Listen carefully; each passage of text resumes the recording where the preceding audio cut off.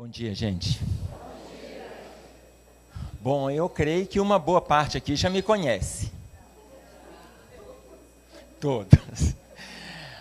Olha, então, eu sou de uma casa espírita em Belo Horizonte, que é o Lar Fraternidade Maria de Nazaré. Lá é um abrigo com garotos especiais, crianças, adolescentes e adultos, são internos. Lá funciona também a nossa casa espírita. Quem for em Belo Horizonte, marca um contato conosco, que a gente faz essa visita lá na casa para a gente ter a chance de conhecer, ok? Nosso tema, livre-arbítrio e destino, oportunismo. Falarmos de livre-arbítrio e destino é falarmos do contexto que nós estamos vivendo hoje, não simplesmente da lei de liberdade, como relata para nós o Livro dos Espíritos. Não que a lei de liberdade seja algo simples, não, é complexo. Mas é segundo o que a gente está lendo da lei de liberdade, nós estamos vendo hoje na relação com as consequências. Então, quando nós falamos de livre-arbítrio e destino, nós sabemos que temos total liberdade de pensar, total liberdade de sentir, e essa relação é nossa para com Deus. Tudo isso nós sabemos.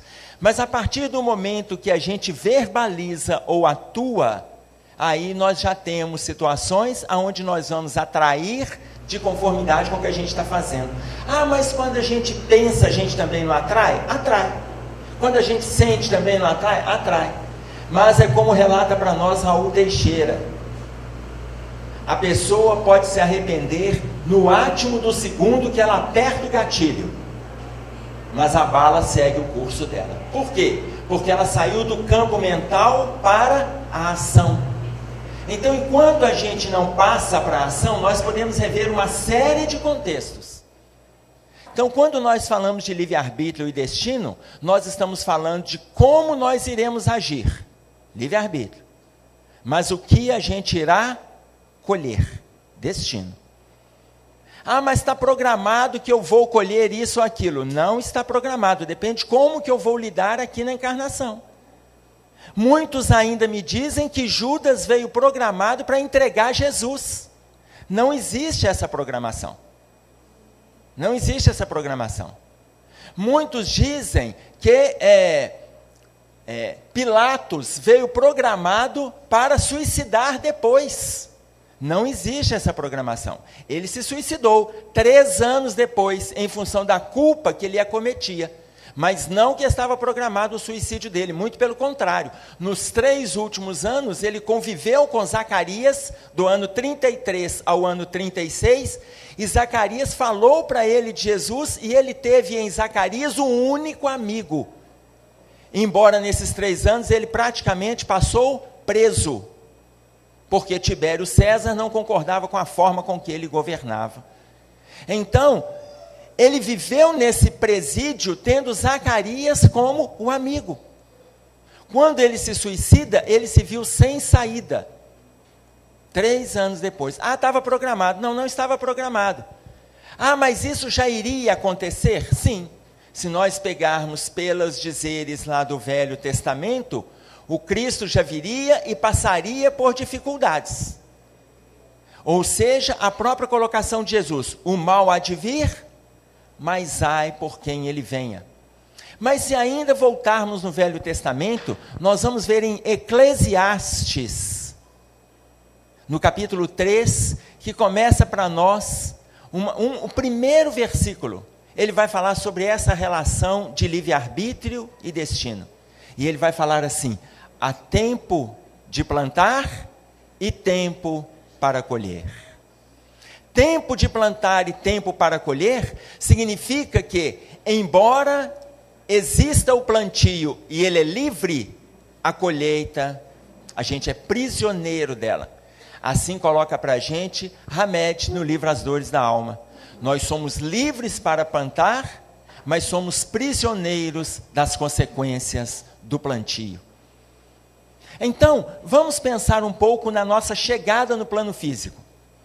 Alexandre, conversando com André Luiz no livro Missionários da Luz, no capítulo 13, Alexandre coloca para André Luiz que o espermatozoide, quando eles estão falando da reencarnação do Segismundo, o espermatozoide que vai alcançar o óvulo fecundado, após o envolvimento afetivo sexual dos pais do Segismundo, o espermatozoide que vai alcançar o óvulo, ele recebe uma energização diferenciada. Alexandre coloca para André Luiz assim: nós iremos nos afastar do ambiente, porque o casal vai se envolver sexualmente e afetivamente na noite de hoje, porque eles estão inspirados. Aí o André Luiz questiona: a gente não precisa ficar aqui para fazer a ligação do espermatozoide no óvulo, no momento da fecundação? Alexandre diz para ele assim: não, meu filho, não precisamos. Você sabe que o espermatozoide demora horas para chegar no óvulo. Nós vamos deixar que o casal tenha o seu envolvimento. Quando eles estiverem adormecidos, a gente vem aqui e faz a ligação do espírito no óvulo fecundado. E aí os dois se afastam, chegam alguns espíritos orientadores da família, e aí na hora que esses espíritos chegam, eles fazem um cerco em torno do ambiente onde o casal está se envolvendo. E o André Luiz pergunta assim: este cerco, para que serve? O Alexandre coloca para ele: para aqueles casais que estão envolvidos em lares de bases retas, é feita uma proteção espiritual sobre eles. Nós, diz Alexandre, não precisamos participar deste encontro, esse é um momento do casal. Mas quando o casal se respeita, eles não vão receber influência de outros desencarnados para perturbá-los neste ambiente.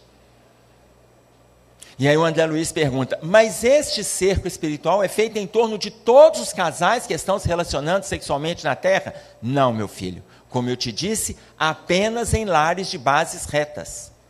Aqueles casais que não têm o respeito na relação, abrem brechas para a chegada de terceiros. E muitas vezes, como relata Camilo no livro Desafios da Educação, fazem sexo acompanhado com os desencarnados. O casal de encarnados e os desencarnados que estão envolvidos no mesmo ambiente. Como relata para a gente o Camilo na psicografia de Raul Teixeira, na resposta da pergunta de número 38 desta obra, Desafios da Educação. Então, o espermatozoide, ele é energizado. Mas por que para nossa cabeça, nós aprendemos lá na biologia, que o espermatozoide vai ganhar a corrida, lembram disso? São milhões de espermatozoides. Só para vocês terem uma ideia, numa ejaculação de aproximadamente 2 a 4 ml, nós teremos uma média de 8 a 12 milhões de espermatozoides, numa ejaculação. Então, vocês imaginem que, nesse movimento, a hora que o Alexandre chega, ele olha o mapa reencarnatório, vê os espermatozoides, e qual espermatozoide que deverá alcançar o óvulo, que carrega as características necessárias para aquele espírito do Segismundo se ligar ao espermatozoide. Então, na hora que aquele que recebe a energia ganha a corrida, o espírito chega e faz a ligação junto no óvulo fecundado. Isto é determinismo. A escolha é o determinismo. Nós escolhemos junto com os espíritos as características que nós deveremos apresentar aqui na Terra. Nós escolhemos o perfil do nosso corpo, de conformidade com o que a gente andou aprontando lá atrás, o que nós poderemos ter de dificuldade nessa. A dor, nós iremos passar por ela. Nós iremos. Mas a forma como nós vamos conduzir essa dor vai depender do nosso estado íntimo. A dor todo mundo vai ter. Mas se eu lesei no passado, eu também crio situações aonde eu serei lesado. É uma forma de eu aliviar o meu sentimento de autopunição por aquilo que eu fiz. Mas eu tenho que passar pelo mesmo trâmite? Não, eu posso passar por trâmites diferentes, mas eu passarei pela dor. Eu passarei pela dor. Se nós ficarmos atentos, é quando acontece esse momento do nascimento, é que nós vamos ver como que a nossa linha encarnatória está toda programada. Então, se eu Um exemplo, vamos pegar um exemplo da história. Nós tivemos um governo que na época de Tiradentes foi aquele que induziu Dona Maria I, rainha de Portugal, a escolher um dos inconfidentes para servir de exemplo. E escolheram Tiradentes. E ele colocou: se 11 vidas eu tivesse, 11 vidas eu daria para libertar os meus amigos. Ela o escolhe para servir de exemplo para aqueles que iriam tentar libertar o Brasil da coroa portuguesa. A primeira situação que Tiradentes foi envolvido após a prisão foi o enforcamento. E depois o seu corpo foi cortado em 7 partes. 7 partes. E foi colocado à disposição dos viajantes e dos transeuntes que vinham de Minas para o Rio e do Rio para Minas, para servir de exemplo para a nação brasileira, para não atentar contra a coroa portuguesa. Mas aquela pessoa, aquele governo que induziu Dona Maria I, reencarna mais ou menos 200 anos depois, em Minas Gerais. Se envolve novamente com a política. Ganha várias eleições, se envolve com o governo do estado e ganha a eleição. Depois se envolve com o governo federal e ganha a eleição. E no momento que ele vai assumir o poder, como aconteceu com Tiradentes, que iria assumir o poder para dar a liberdade ao Brasil, no momento que ele iria assumir o poder, ele é vitimado por um vírus. Ele adoece e pega a chamada infecção hospitalar. Da mesma forma que Tiradentes foi enforcado, ele não foi enforcado. Mas ele teve a traqueostomia e já foi interrompida a sua respiração. Ele é transferido de um hospital de Brasília para São Paulo. E ali, no momento que ele pega o vírus da infecção hospitalar, ele teve o corpo dele cortado em 7 partes. Tiradentes também teve, por uma espada. E ele teve por um bisturi. 4 meses depois ele desencarna, antes de assumir o poder no país.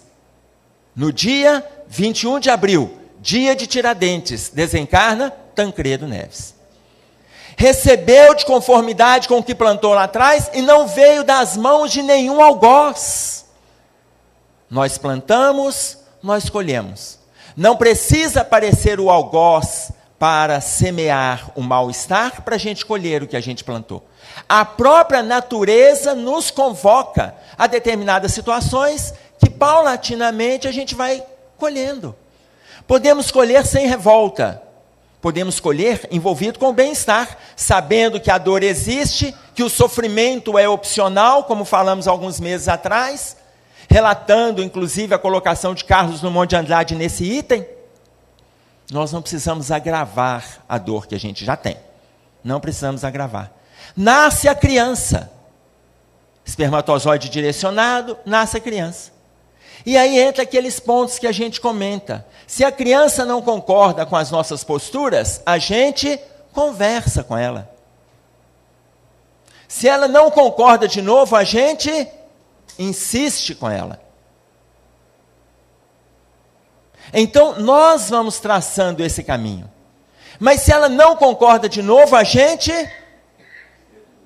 impõe. Não precisa dar palmada. Ele já está aqui partindo para a agressividade. Calma, meu filho, fique em paz. Estamos dentro da casa espírita.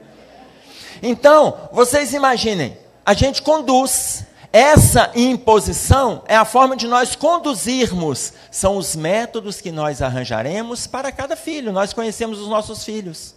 São os nossos filhos. Nós sabemos. Quando eles são crianças, a gente olha. 6 meses, 8 meses, 1 ano e meio. A gente olha com esse calor de colatina. E ele está lá só de fraldinha no bercinho, aquela pancinha de fora, aquelas pernas, que é a coxa, que dá vontade de a gente dar uma mordida nele, dá vontade de comer o menino. Quando a gente cresce, quando eles crescem, a gente arrepende por que não comeu o menino. Aí não tem jeito mais. Está feito, agora não dá mais. E aí então nós temos que atender. Conversa, insiste e conduz. Impõe. Minha filha, hoje ela está com 14 anos. Quando ela estava com 12 anos, ela chegou para mim e falou comigo assim: pai, me deixa ir na Comeb. A Comeb é a confraternização das mocidades espíritas de Belo Horizonte, que acontece no período de carnaval. Ô filha, pode sim, mas faltam 6 meses para você. A Comeb é agora. Ô pai, mas eu tenho 12 anos, filha, falta 6 meses para você fazer 13. A Comeb é daqui a 1 mês. Ô pai, mas deixa eu ir na Comeb, pai. Deixa eu ir na Comeb. Filha, não tem problema, mas tem uma regra. A regra, 13 anos, você tem 12. Ô pai, mas eu já vou fazer 13 anos. Filha, é claro que você vai fazer. Se você chegar até lá, vai. Talvez você não faça, né? Dependendo de Deus. Ô pai, não me vem com essa, eu já vou fazer. Minha filha, deixa eu te dizer. A regra, 13 anos. Ô pai, você é conhecido no movimento espírita. Se você ligar para o coordenador e falar que eu sou sua filha, eles vão deixar eu entrar. Pai, eu nasci no lar espírita. Pai, eu estou sendo evangelizada desde o ventre da minha mãe. Pai, antes disso eu já frequentava essa casa. Pai, me deixa aí. Filha, se você já nasceu no lar espírita, então você já sabe que eu não vou telefonar para passar por cima de uma regra. Você já nasceu no lar espírita. Pai, mas custa você dar um telefonema? É só você falar assim: é a filha do Emerson Pedersoli. Eu falei assim: filha, custa. Eu não posso fazer isso, não. Ô pai, deixa eu te falar uma coisa. Imagina você, um telefonema você pode me aliviar. Mas se não telefonar, olha só, carnaval, eu aí, 12 anos, fora do ambiente do carnaval, da confraternização, aí solta. Eu falei: filha, você não está solta, não. Aonde eu participar de encontros que tiver jovens da sua idade, você irá comigo. Onde não tiver jovens e tiverem só adultos, você vai acompanhar sua mãe a cuidar dos seus avós. Você não está solta, não. E eu olhei para ela e vi ali a marca da corrupção. Estava ali, está inscrito na alma. Os nossos filhos fazem isso conosco. E eles vão nos manipulando. Hoje, nós atendemos uma demanda deles, depois atendemos outra, depois atendemos outra. Livre-arbítrio. Lá na frente, a colheita é consequencial. Futuramente, eles irão colher de conformidade com o que eles plantaram. Nós iremos colher a dor de conformidade com o que nós facilitamos. Hoje, os nossos filhos, eles entram em casa e falam que eles têm trabalho, têm dever de colégio, e a gente chega para eles: então vai estudar, vai fazer. Na nossa época, nós chegávamos em casa com atividades para fazer, com tarefa, o chamado para casa, lembram? Na hora que a gente falava para os nossos pais, para a mãe, tem para casa para fazer, tem isso, ela já falava assim: então tudo bem, você almoça, arruma a cozinha, limpa o cocô do cachorro, vai lavar banheiro, depois você assenta e vai fazer para casa. Os nossos filhos não fazem nada. E ainda toma recuperação e pau. E não fazem nada. Eles não estão fazendo nada. Consequentemente, são aqueles que vão entrar com 23, 25, 28 anos sem saber fazer nada. Como eu conversei com uma amiga, formada em ciências biológicas, mestre em ciências biológicas, e ela falou comigo assim: agora eu vou fazer doutorado. Eu falei: mas por que você vai fazer? Eu não consigo fazer nada. Eu não sei fazer nada, eu só estudei, passei a minha vida estudando, nunca aprendi nada. Então agora eu vou tentar doutorado, porque pelo menos enquanto eu passo na prova do doutorado, eu tenho um salário. É a consequência.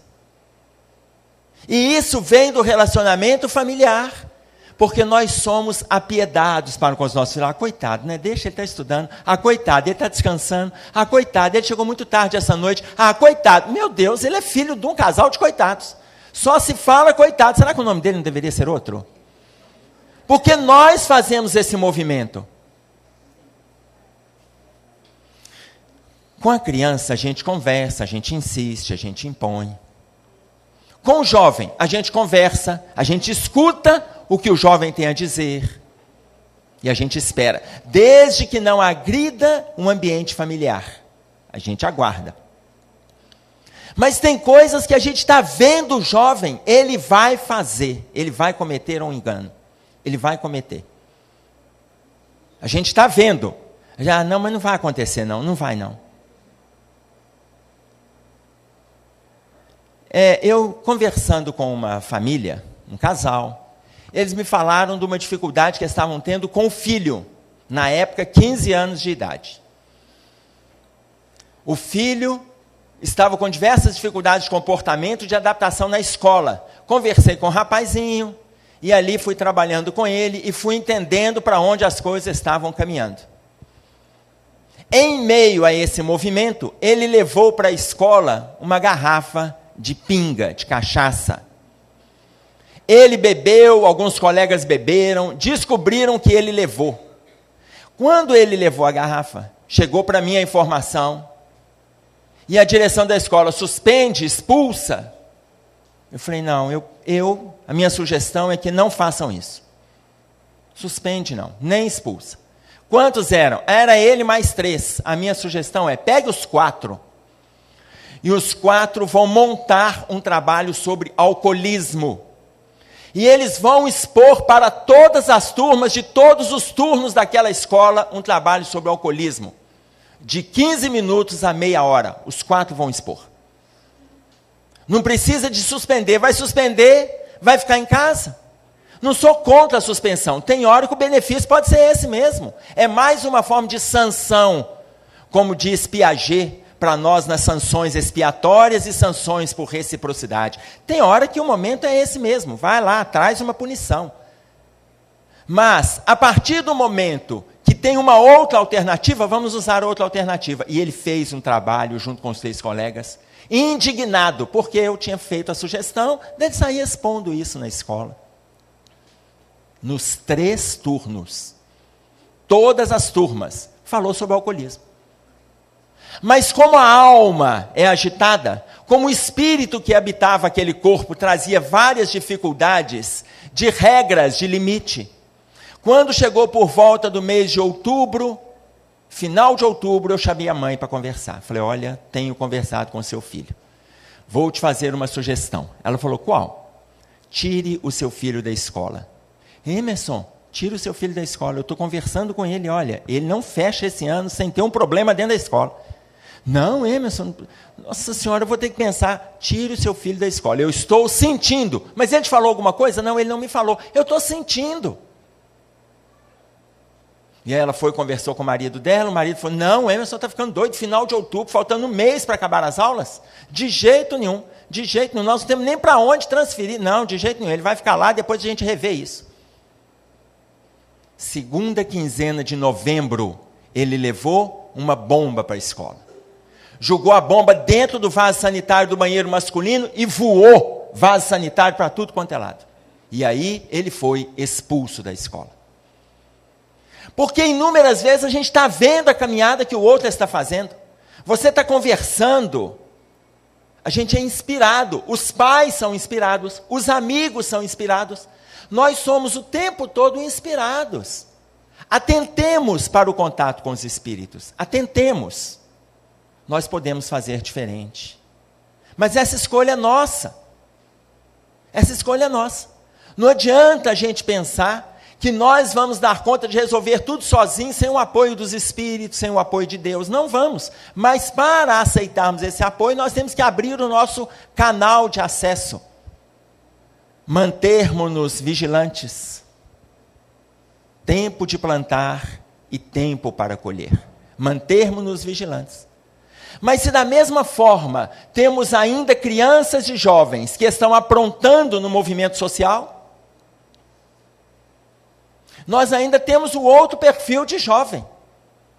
Um jovem chegou para mim e falou comigo assim, Emerson, fui assaltado, 16 para 17 anos, fui assaltado quando saí do colégio. Meu filho, e aí? E aí 2 colegas pararam, 2 pessoas pararam e falaram assim, me passa sua grana, me passa sua grana. Eu falei, se você, eu falei com eles, eu não tenho dinheiro, aqui ó, mostrei meus bolsos, não tem dinheiro. Aí eles olharam e falaram, então me dá seu celular, gente, beleza, mas aqui, ó, não tem celular. Não tem celular. Aqui, ó, abriu a mochila, não tem celular. Aí os dois olharam para ele e falaram, então me dá seu tênis, Aí ele falou, beleza, então peraí, vou sentar aqui que eu vou tirar o tênis, aguenta aí.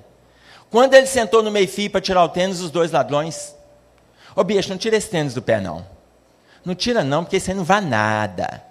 Aqui, você tem que ter alguma coisa para você ser roubado, meu irmão. Uma hora nós vai fazer sua cabeça tá entendendo? Não, gente, aqui, beleza. Da próxima vez eu vou ter alguma coisa. Tudo bem? Aqui, vai com Deus. Vai com Deus. Ele despediu dos ladrões, apertou a mão. Os dois foram embora. 3 meses depois, ele foi parado novamente na saída da escola, um jovem mais alto. Um só, me passa sua grana. Ele falou, peraí. Eu tenho aqui R$5. Eu vou te dar R$3, que 2 eu preciso para pegar meu ônibus. Eu vou te dar 3. Aí o ladrão olhou para ele. Não vai te fazer falta, não? Ele falou, não, pode levar. Levou o dinheiro. Conversando com esse jovem, eu perguntei para ele assim, meu filho, em nenhum momento você pensou em reagir? Reagir? Ele falou, Emerson, por que você está me falando isso? Você é alto, forte e lutador de Kung Fu. Nenhuma das 2 vezes você pensou em reagir? Ele falou, Emerson, eu usar minha arte marcial contra uma outra pessoa, não dou conta. Emerson, eu faço Kung Fu com um professor que conhece a intimidade dos movimentos, que conhece a história dos movimentos. Eu não faço para disputar em academia, não vou para a academia onde tem outras pessoas, eu quero aprender com ele, quero me adestrar, quero conhecer tudo dos movimentos, mas eu não vou jamais usar contra alguém. Esse jovem, a mãe dele é católica, o pai evangélico. Ele conversa comigo sobre espiritismo e ele não segue nenhuma religião, mas tem dentro de si espiritualidade, religiosidade. É a sintonia que nós precisamos estabelecer com o alto. É a sintonia. Estamos hoje vivendo momentos de dor. E agora eu estou falando da nação. Estamos vivendo momentos de dificuldade. É o caminho que nós trilhamos. Nós pedimos para reencarnar neste país, em meio às grandes dificuldades que estamos vivendo, e com a proposta consciencial de fazermos alguma coisa por essa terra. Alguma coisa. Se todos nós dermos as mãos, não teremos mãos livres para matar, roubar ou traficar. Nós estamos aqui para fazer alguma coisa. Aí a gente chega aqui e começa a reclamar dos que subiram. Não, porque o país vai melhorar. Vai acontecer alguma coisa vai acontecer porque vai melhorar. Como vai melhorar? Nós não estamos conseguindo fazer a nossa parte. Eu reclamo que lá em cima tem corrupção, mas eu faço corrupção dentro da minha casa. Eu reclamo que eles mentem, mas eu minto nas minhas relações diárias. Eu reclamo que eles burlam regras, mas eu também burlo regra naquelas que estão ao meu alcance. Então, se eu faço a mesma coisa dos que estão lá em cima, por que lá é demérito e aqui embaixo é mérito? Não é. Me foi dado pouco, eu vou lesando os outros com pouco. Mas e se me for dado muito? Eu passo a lesar com muito? Então nós falamos que vai ter uma melhora, como se eu não faço o meu movimento de melhora? O país está fazendo um movimento de limpeza, mas nós não podemos dizer que vai ficar tão limpo que vai brilhar. Não vai não. Eu estava em São Paulo, numa das enchentes lá. No dia seguinte, eu saí no domingo, eu iria para um curso. Eu saí no domingo e eu estava vendo os garis limparem as ruas. Os garis varriam as ruas e estavam jogando lixo para o bueiro, para acabar rápido. Ué, mas a enchente aconteceu porque estava tudo entupido. Aí o bueiro cuspiu tudo para fora. Aí eles vieram varrendo. O caminhão vai demorar, vão jogando para dentro do bueiro. Muitos anos o Brasil vem fazendo esse tipo de limpeza. Não importa se o nosso governo é homem ou se é mulher. Não é o gênero que define honestidade. E o nosso problema é moral. Quem coloca isso para nós é Paulo, quando escreve aos Romanos, no capítulo 8, versículos 19, 20 e 21, ele fala contra a corrupção, que é o que nós estamos vivendo hoje, só que Paulo falou isso há 2000 anos atrás. 2000 anos atrás, Paulo falou isso. A explicação desses 3 versículos, nós vamos ver o Aniceto conversando com André Luiz no livro Os Mensageiros. No capítulo 42, ele disseca esses 3 versículos falando da corrupção. É exatamente o que nós estamos vivendo aí. O alívio das nossas agressões, das nossas mágoas, do mal-estar, acontece muitas vezes nos acidentes. Quando vêm esses acidentes, que mobiliza a opinião pública, mobiliza a mídia, mobiliza os nossos corações, a sensibilidade, a gente dá uma aliviada para as nossas mentes direcionadas para as situações de desgoverno que está acontecendo no país. Mas nós que somos frutos desse desgoverno, somos aqueles que no passado promovemos o desgoverno. E hoje a gente está recebendo pelas mãos de terceiros. Quanto mais a gente revolta, aqueles que mais se revoltam são aqueles que mais aprontaram. E hoje se indignam. Ah, mas o momento é de indignação? É. Mas não é a indignação de atirar contra. É o que nós podemos fazer para caminhar ao lado, para caminhar junto. O que a gente pode fazer? O momento é esse. Se nós pegarmos alguns movimentos das catástrofes sociais, nós tivemos em 69 a tragédia no circo em Niterói. Relata para a gente irmão X, que aquela tragédia, estavam reunidos quase 1900 anos depois da tragédia no circo que aconteceu na Arena Romana. Aqueles mesmos que gritavam para o imperador romano, fogo aos cristãos, estavam agora reunidos num circo, e numa pana elétrica, a lona incendeia, cai sobre todos que estavam ali, e todos morrem.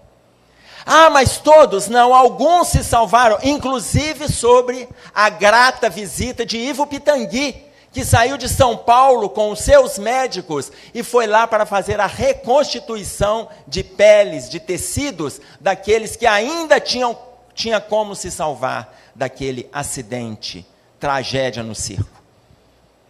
Mas ali estavam reunidos os mesmos que pediram fogo aos cristãos na época da Arena Romana, e estavam reunidos novamente. Se nós caminharmos um pouco para frente na história, nós vamos ver o incêndio da Boate Kiss. Ali estavam reunidos diversos militares alemães, que encaminharam vários judeus, russos, católicos, que caminharam para a câmara de gás. Eles os conduziram para a câmara de gás obedecendo uma lei, uma ordem, a ordem do governo. Enquanto eles estavam obedecendo uma ordem, não tem problema algum, mas o sentimento com que eles cumpriam a ordem é que é visto por Deus. E aí, esses mesmos militares se reúnem numa comemoração na Boate Kiss, numa comunidade europeia, descendência europeia, divertindo a maioria estudantes promissores, mas eles tinham que corrigir o engano que cometeram há aproximadamente 50 anos antes do acidente. E eles também morrem vitimados pela câmara de gás, entre aspas. É o destino. Mas muitos daqueles militares que conduziram, relata para nós o ministro Benevenuto, no livro Nosso Lar, quando ele diz para a gente que muitos, André Luiz perguntou para ele, qual a dificuldade que ele teve quando veio até a Terra para auxiliar os vitimados pela Segunda Guerra. E ele falou assim, a principal dificuldade é a desencarnação dos militares alemães. Porque quando eles nos veem, eles fogem e chamam a gente de fantasmas. Aqueles militares que tinham condições de ser recebidos, por estar cumprindo normas, sem alimentar o ódio nos seus corações, eles não conseguiam ser resgatados, porque eles viam o mentor espiritual, viam o ministro Benevenuto, e eles achavam que era fantasma. E aí os espíritos com quem Benevenuto estava conversando, perguntou, e algo poderia ser feito? Ele falou, não, porque eles nem paravam para nos ouvir, eles nos viam após a morte e já corriam. Porque eles não têm nenhum entendimento de espiritualidade. Então eles escapavam, muito antes de receber qualquer tipo de ajuda. Porque se nós tivemos naquela época algozes, também tivemos pessoas não algozes que estavam ali simplesmente pela obrigação, como coloca para nós em Lei de Destruição, falando das guerras, o Livro dos Espíritos. Que Deus nos observará pelo sentimento com que a gente promove aquela ação. Não é da boca para fora. Ainda assim, nós tivemos um terremoto no Haiti. No terremoto em Haiti, estava também diversos milhares de alemães. Esses alemães não eram necessariamente aqueles militares, não. Os alemães que ali estavam, era aquela parte da supremacia do governo. Muitas crianças que morreram ali, envolvidas com a miséria, com a dor, com a fome, com os excessos promovidos pela catástrofe do terremoto, eram eles os líderes que comandavam os soldados a sacrificar judeus, russos, católicos e sacerdotes. Eram eles que estavam na aristocracia, eram eles que estavam na chamada hierarquia alemã, e agora eles estavam em situações de dificuldade. Não teve ninguém para promover e eles receberem de volta, a própria natureza trouxe para eles a forma de receber de volta. Mas a chegada de muitos deles no plano espiritual, estava ainda envolvida em revolta, indignação e em dificuldades. Aqueles que desencarnaram, envolvidos com a revolta, com a indignação, eles já não retornam mais ao plano físico e já são direcionados para outras regiões onde vai trabalhar novamente a sua moralidade. Aqueles que entenderam a motivação da dor e das dificuldades se redimiram e voltarão ainda para corrigir outros enganos, mas continuarão conosco no movimento evolutivo do planeta. Então, quando nós falamos do todo, nós estamos falando que as consequências virão. Acabamos de assistir um acidente que a mídia nos exauriu de informações. O acidente com o time da Chapecoense. Não existe acaso na lei de Deus.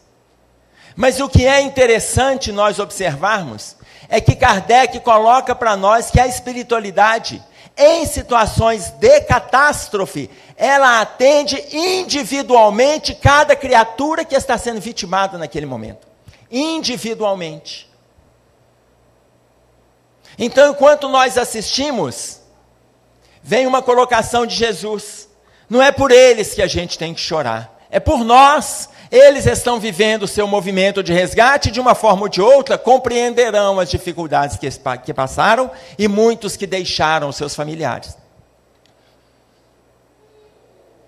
Então, essa catástrofe e outras, ela tem uma explicação espiritual. Tivemos em 2007 um acidente no aeroporto de Congonhas com o avião da TAM. Relata-nos os espíritos que este grupo que estava ali reunido, eles tiveram o seguinte diálogo. O piloto e o copiloto conversaram enquanto os passageiros estavam entrando em Porto Alegre, falando do mal-estar que eles estavam sentindo. E um começou a falar com o outro, eu acho que foi o pesadelo que eu tive à noite. Sonhei com fogo, com destruição. E o outro disse, eu também sonhei com morte, com vidas sendo ceifadas, com gente sendo queimada. Aí eles colocaram, né, isso deve ser a alimentação do hotel. Que como nós dormimos no hotel, acho que o alimento do hotel, porque a tripulação também estava com um certo mal-estar. Mas foram para o voo, cumprimentaram os passageiros. Naquela data, em 2007, reuniram-se quase 200, mais precisamente 199 pessoas envolvidas com o acidente da TAM.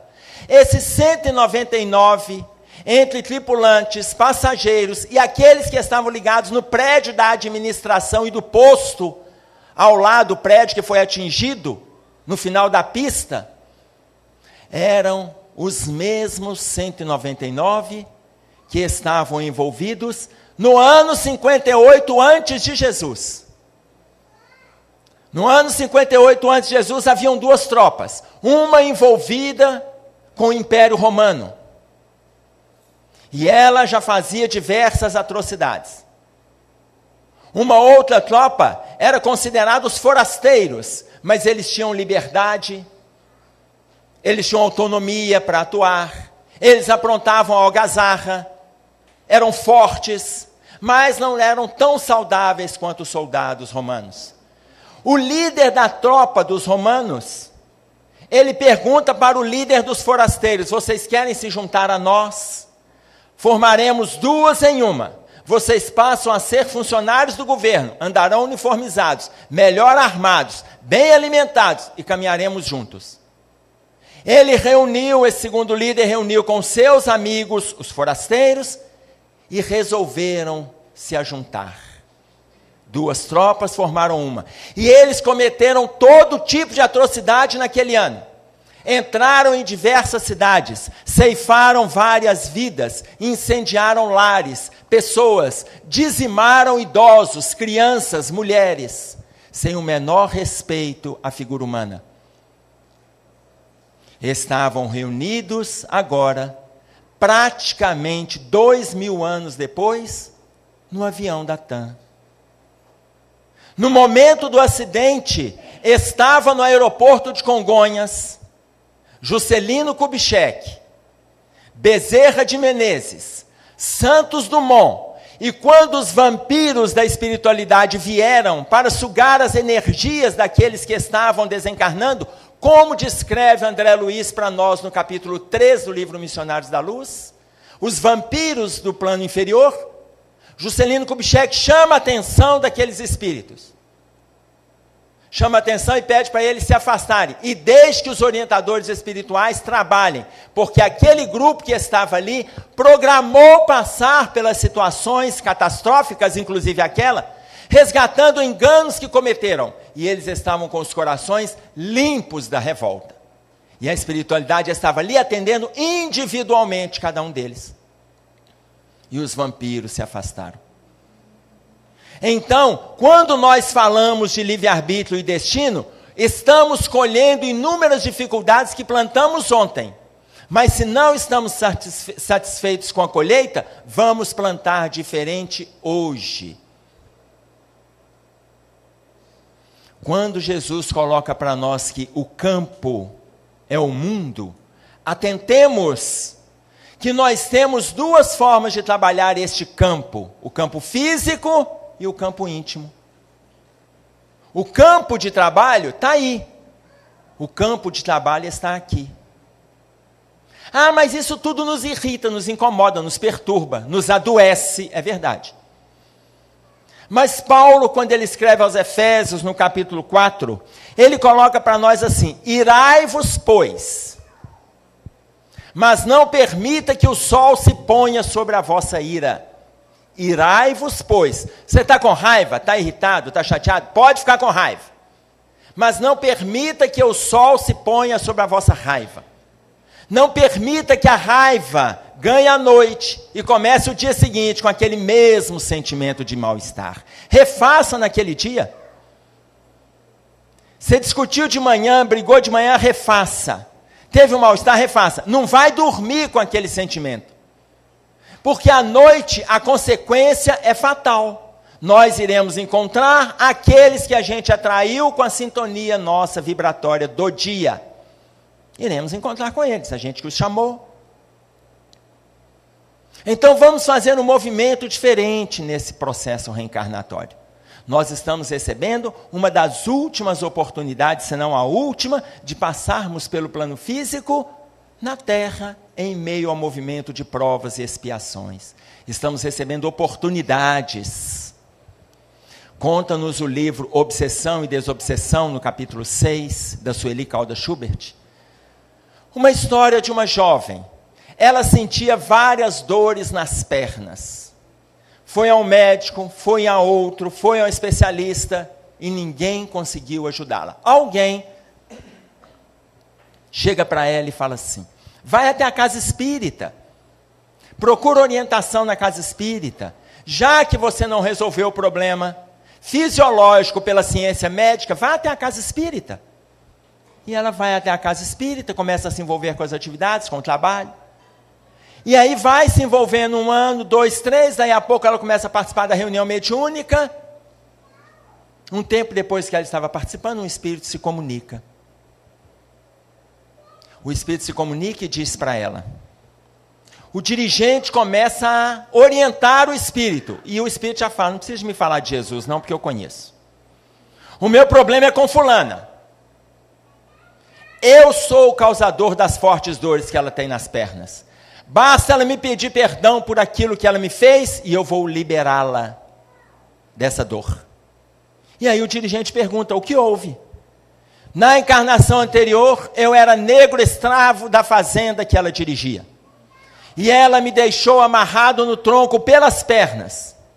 Após os vários açoites, eu continuei amarrado, vítima do sol e da fome, eu virei mais tarde alimento para os animais. Hoje eu estou acorrentado às pernas dela. Basta ela me pedir perdão por aquilo que ela me fez, e ela estará livre desse movimento de dor.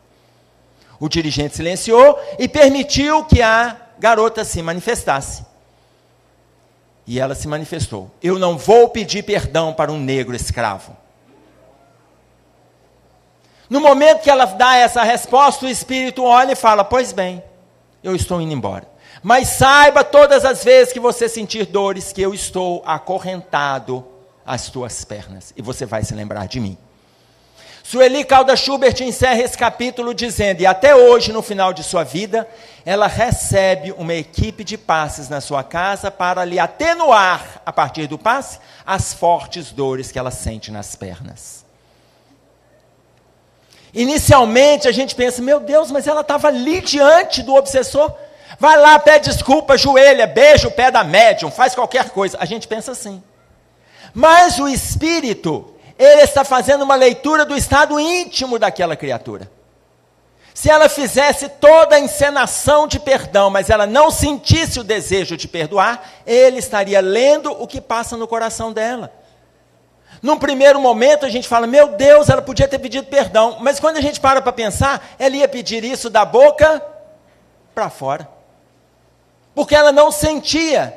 E ela estava sendo sincera com o sentimento dela. Talvez ela poderia ter sido menos rígida com ela e com o próximo. Mas ela não deu conta. Quantos de nós estamos recebendo as oportunidades de refazermos-nos nas nossas relações atuais? Aproveitemos. Porque se existem coisas que estão programadas quando a gente reencarna, é a família que a gente vai nascer, o trabalho que a gente deverá ter, a pessoa com quem a gente vai se casar, se tivermos programado o casamento, e o gênero de morte. Essas 4 coisas estão programadas. Todas as 4 podem ser modificadas, de conformidade com o caminho que a gente fizer. A pessoa programou viver até 75 anos, com 28 se envolve com álcool, direção, bate o carro, encontra... desencarna. Desencarna, saiu mais cedo, ele programou 78, não adianta a gente pensar: já estava previsto. Não estava, o excesso é que o levou. Então, a programação pode ser refeita. A espiritualidade comenta sobre essa reprogramação no capítulo 10 do livro No Mundo Maior. Mas até para fazermos uma reprogramação saudável, a espiritualidade nos auxilia. Façamos o melhor que a gente puder. O melhor que a gente puder. O nosso momento é de dificuldade, de dor, de angústia. Mas estamos em final de ano. Movimento que a gente faz de revisão de posturas, de relações, de entendimentos, de diálogo, momento de revisão. Vamos eliminar dos nossos corações a tristeza e a dor que muitas pessoas estão alimentando. O nosso contexto é de dificuldade, mas se nós dermos conta de dar as mãos, não teremos mãos livres para matar, roubar ou traficar. Vamos fazer o melhor que a gente puder, até para não reclamarmos do destino lá na frente. Relata-no para nós Maria Dolores, falando a respeito dessa colheita. Em gratidão a Deus, ela coloca para nós: a fúria de Ramsés e o ódio de Cambises, feras humanas sem alguém que as dome, conquistaram ouro, poder e renome, e aumentaram as suas lutas infelizes. Passam reis, ditadores e juízes, sem que alguém sequer lhes lembre o nome. Passam Dante, Leonardo, célebres atrizes, sem perceber a terra que os consome. Só Jesus permanece ao nosso lado. Mensageiro de Deus e herói amado, que nos tolera, instrui, ampara e guia. O seu nascimento é a luz maior que nos alcança, doando-nos a fonte da esperança em cânticos de paz, de amor e de alegria. Desta forma, então, agradeço, meu Deus, quando me dizes não. As súplicas indébitas que faço através da oração. Muitas daquelas dádivas que peço, estima, concessão, posse e prazer, em meu caso, talvez fossem espinhos na senda que me deste a percorrer. De outras vezes, imploro-te favores, entre lamentação, choro e barulho. Mero capricho, simples algazarra, que me escapam do orgulho. Em muitas circunstâncias rogo afeto, sem achar companhia em qualquer parte, quando me traz a solidão por guia, que me inspire a buscar-te. Ensina-me que estou no lugar certo, e que a ninguém me ligaste de improviso, e que desfruto agora o melhor tempo de melhorar-me em tudo que preciso. Não me atendas às exigências loucas, faz-me perceber que alcançarei além do necessário se cumprir meu dever. Agradeço, meu Deus, quando me dizes não, com teu amor, e quando te pedires o que não devas, não me atenda, Senhor. Eu vou agradecer a paciência de vocês, tomara que tenham valido as nossas reflexões desta manhã, até uma volta, se Deus quiser.